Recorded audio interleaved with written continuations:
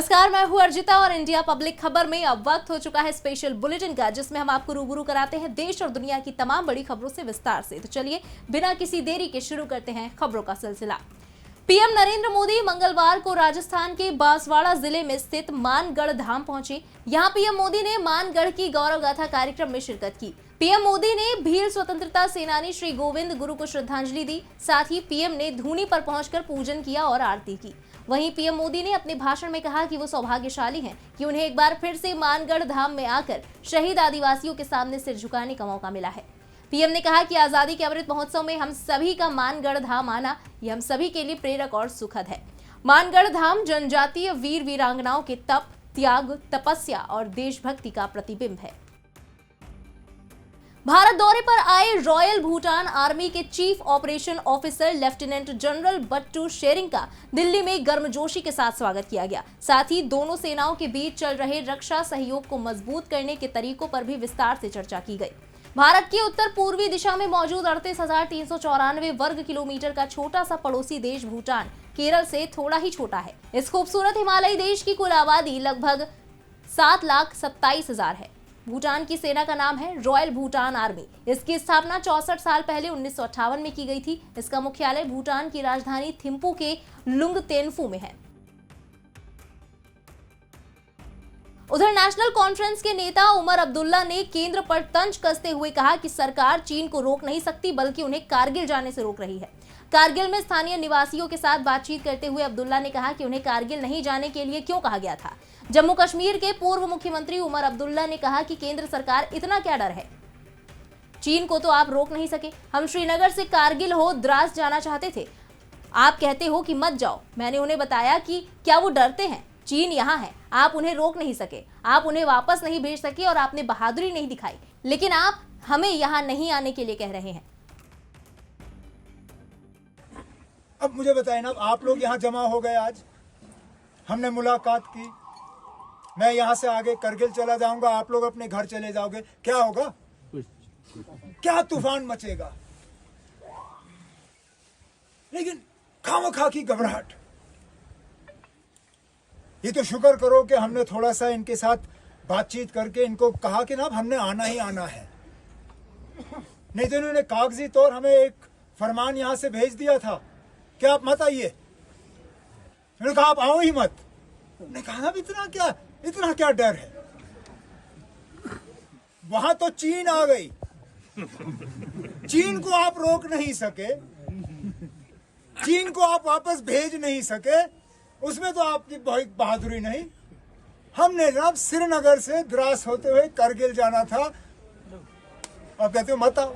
भारतीय तटरक्षक और स्थानीय प्रशासन के द्वारा मोरबी ब्रिज पर एक और खोज बचाव अभियान चलाया गया। बता दें कि गुजरात सरकार ने पुल गिरने की घटना की जांच के लिए 5 सदस्यीय समिति का गठन किया है।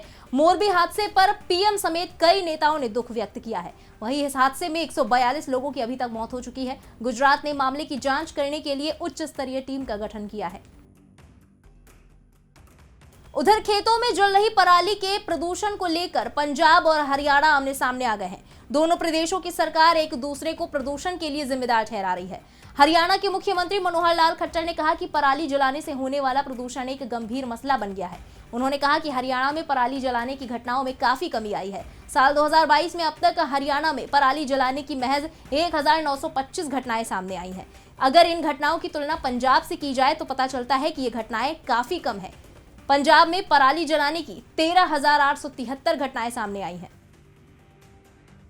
पिछले 2-3 वर्ष से एक बहुत बड़ा गंभीर विषय बना हुआ है। एनजीटी ने भी बहुत बड़े संज्ञान लिए हैं और इसमें हमारे यहाँ चूंकि धान पर्याप्त मात्रा में होता है, तो उस धान के जो पराली के जलाने का एक बना हुआ है सिस्टम जो किसान जलाते रहे हैं। हमने बहुत जागरूकता पैदा की, हमने थोड़ा कठोरता भी बरती, दंडित भी किया, एफआईआर भी कराई, जुर्माने भी लगाए हैं।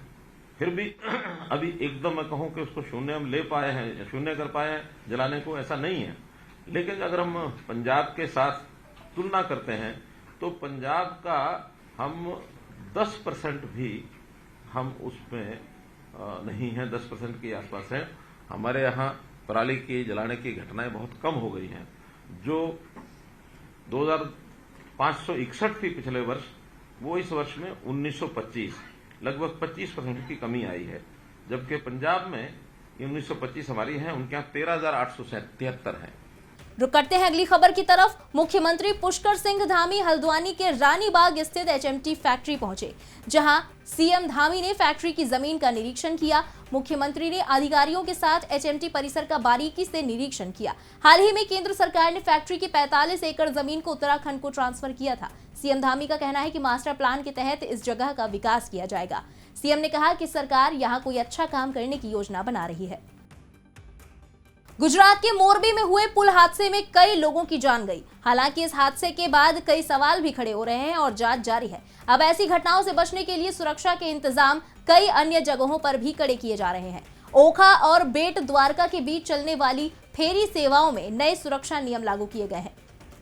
द्वारका के सुदामा केबल ब्रिज को बंद कर दिया गया है। ऐसे ही देश की अन्य जगहों पर भी सुरक्षा के नए नियम लागू किए जा रहे हैं। वहीं देश की राजधानी में बढ़ते प्रदूषण से हालात गंभीर हो गए हैं। दिल्ली के कई इलाकों में मंगलवार को वायु गुणवत्ता सूचकांक यानी एयर क्वालिटी इंडेक्स 400 के पार रहा, तो वहीं नरेला में खतरनाक स्थिति है, जहां AQI 571 दर्ज किया गया है। इस बीच दिल्ली NCR में प्रदूषण से अभी राहत मिलने की उम्मीद नजर नहीं आ रही। दरअसल धान की फसलों की कटाई नवंबर में अधिक होती है। ऐसे में पराली जलाने के मामले बढ़ सकते हैं, जिससे दिल्ली की हवा में प्रदूषण का स्तर और बढ़ने की उम्मीद है।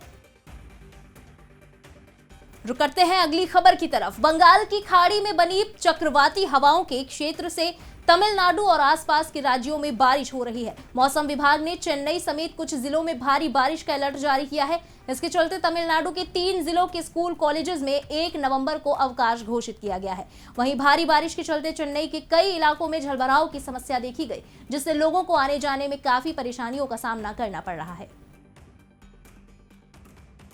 असम के करीमगंज में पुलिस ने 676 ग्राम हेरोइन जब्त की है। आरोपियों ने इसे बेबी वाइप्स के अंदर पैक किया हुआ था, जिसे गाड़ी के साउंड बॉक्स में छिपाकर रखा गया था।